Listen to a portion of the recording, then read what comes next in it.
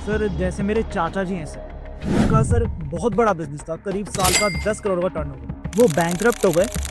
वास्तु ऐसे इफेक्ट करता है आपने अपने घर में या ऑफिस प्रेमाइसेस में कुछ मेजर चेंजेस किए।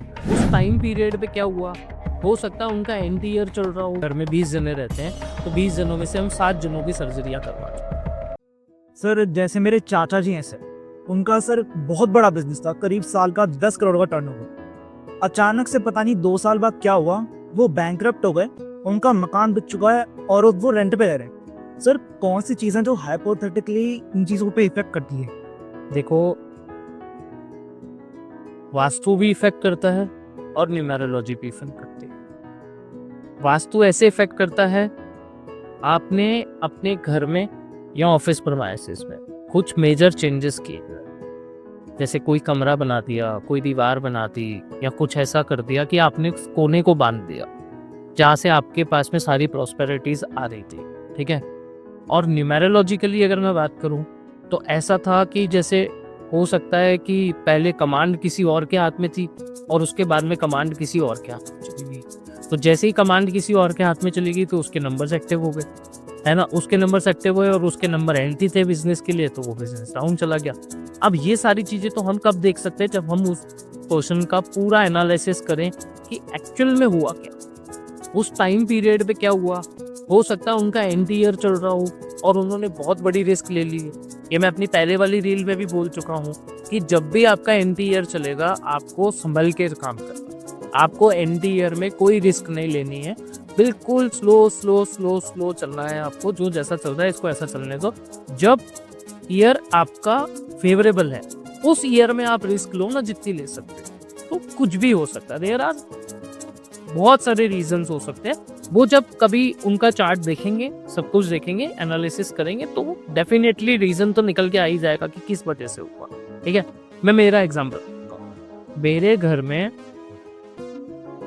1 surgery, 2 surgery, 3 surgery, 4 surgery, 5 surgery, मतलब हम लोग घर में 20 जने रहते हैं तो 20 जनों में से हम 7 जनों की सर्जरियां करवा चुके। ठीक है।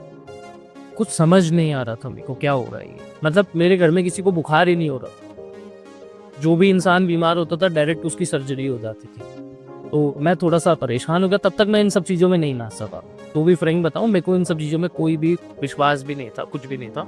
लेकिन किसी के कहने से, उस बहुत पुरानी बात बता रहा हूँ मैं आपको, करीब आज से 5-10 साल पुरानी बात है। ठीक है। तो मेरे किसी नोन ने बोला, यार आप इन वास्तु कंसल्टेंट हैं, इनसे कंसल्टेंसी ले। वो आए हमारे घर पे, उन्होंने हमारे पूरे घर को देखा, क्या है क्या नहीं है। मेरे को बहुत अच्छे से ध्यान है, हमारे घर का नॉर्थ ईस्ट एरिया में हम लोग के वहाँ पे कपड़े धुलते थे। तो हम लोगों ने क्या किया, उस एरिया को थोड़ा सा ऊपर करके और उस पे ईंट की दीवार बना दी। ठीक है। अब हमने उस ईंट की दीवार बना दी थी, तो वो जैसे ही मेरे घर पे आए, उनको कुछ नहीं पता था मेरे घर की कंडीशंस के बारे में, कुछ नहीं। उन्होंने आते ही मुझसे पूछा कि आपका मेडिकल पे कितना खर्चा हो। मैं तो हैरान हो गया, हाउ कम ही नोस कि मेरा मेडिकल पे क्या खर्चा हो रहा है। तो मैंने कहा नहीं सर, थोड़ा बहुत। बोले नहीं सर, मेरे को लग रहा है कुछ प्रॉब्लम है। मैंने कहा सर है तो सही। वही एज यूजुअल जैसे अपन सबको बोलते हैं, सर है मेडिकल इश्यूज है। तो उन्होंने मेरे को बोला, ये जो आपने दीवार बनाई है, इस एक तो इसको हटा दो, सिंगल ईंट की दीवार है, और बोला इस एरिया को थोड़ा सा नीचे कर दो आप। मैंने कहा ठीक है, कोई बहुत बड़ी चीज तो बताई नहीं, कर दिया।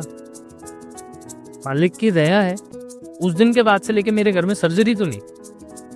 तो सब इन सब चीजों का इम्पैक्ट जो है, मतलब मैं ये नहीं बोल सकता कि ये सब चीजें है ना, मैं ऐसे ही सिर्फ पढ़ के और आपको बता रहा हूँ। ये सब चीजें मैं जी हाँ, मैंने अपनी लाइफ में इन सब चीजों को फील किया है, रेमेडीज करी हैं, मैं ठीक हुआ, तब भी मैं इस फील्ड के अंदर आया। क्योंकि ऐसा नहीं है कि मेरे को पढ़ा और मेरे को विश्वास हो गया और सब कुछ मैंने प्रैक्टिकली करके देखा है अपनी लाइफ में। बहुत सारी चीजें हुई हैं, उसके बाद में मैं आया हूँ कि नहीं यार, ये सब चीजें मैटर करती हैं।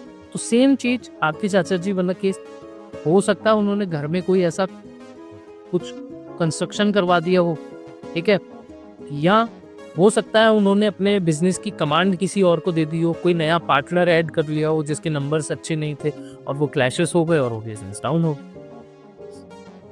तो ये सब चीज़ें तो एनालिसिस करते हैं तो पता चल ही जाता है कि कहाँ पे प्रॉब्लम आ रही है।